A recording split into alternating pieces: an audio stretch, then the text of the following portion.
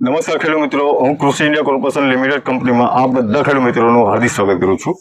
મિત્રો, ખેડૂત સમૃદ્ધ ક્યારે થશે જ્યારે ખેડૂત કૃષિ ઇન્ડિયા કંપનીના સાથીદાર બનશે ત્યારે એવા જ આપણે એક પ્રગતિશીલ ખેડૂત છે એની મુલાકાત માટે આવેલા છે જેણે હાલ ઉનાળુ તલનું વાવેતર કરેલું છે અને ઉનાળા તલમાં કૃષિ ઇન્ડિયા કંપનીના જે ખાતરો છે એનો ઉપયોગ કરેલો છે. એનાથી એને કેવા ફાયદા મળ્યા છે આજે આપણે એના મોઢેથી સાંભળશું. નમસ્કાર. નમસ્કાર. તમારો આખો પરિચય આપી દો. મારું નામ સંજયભાઈ પરસોત્તમભાઈ કોઠડિયા, ગામ સોંદેડા.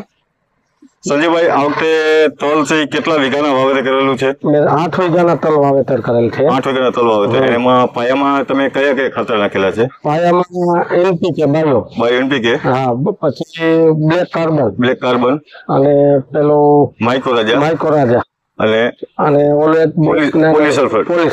એટલે એ 4 વસ્તુનો તમે હાલ પાયામાં ઉપયોગ કરો? હા, મિશ્રણ કરી અને બાયો એનપીકે છે ટ્રેક્ટરની ઓળણીમાં નાખેલું હતું અને બ્લેક કાર્બન ને હાથે છંટકાવ કરેલું છે જે ઓળણીમાં ખાતર નથી ઉતરતું એના માટે. અને એનું રિઝલ્ટ બહુ જોરદાર મળ્યું. આજે તમે તલ જુઓ છો તો આ તલ 47 દિવસના થયા છે અને એક જ પિયત આપેલું છે વાવ્યા પછી. આપેલ છે અને ભેદ એટલો સંગ્રહાય જમીન એકદમ પોચી ને મુલાયમ રહે જમીન. એનું મુખ્ય કારણ શું છે? કે જે આપણે પેલા જે ખાતર વાવતા એમાં સુકારો આવતો અને ગરમ લાગતા અને આ જમીનને એકદમ ફળદ્રુપ અને ટીકાશ વાળીને ભેજનો સંગ્રહ કરી રાખે છે. એનું કારણ એ છે કે તમે જે બ્લેક કાર્બન જે તમે ચાલુ કર્યું છે એનો મુખ્ય ફાયદો તમને એ દેખાય. હા, એ તો છે જ. અને આ તળને અત્યારે આવડી આ પોઝિશન હોય ત્યારે 2 થી 3 પિયત આપી જ દેવા પડે ત્યારે જ એટલી વૃદ્ધિ થાય.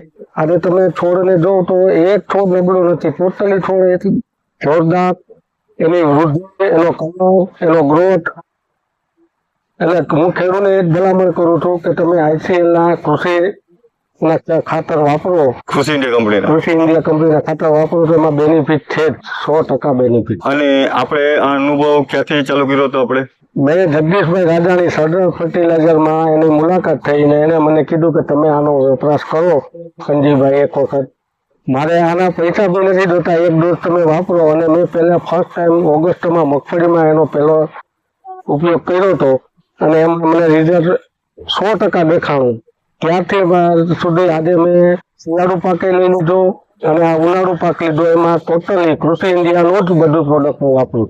અને આ વખતે તમને ઉત્પાદનમાં એમાં શું ફેરફાર દેખાણો? તમે મારી બાજુમાં એક જ વચમાં એક ભાઈ 30 મણ ચણા ઉતર્યા અને મારા પોતાના ખેતરમાં 20 મણ ચણા ઉતરેલા છે અને ધાણામાં 2 ઉઠ્યું અને 14 મણ ધાણા થયા.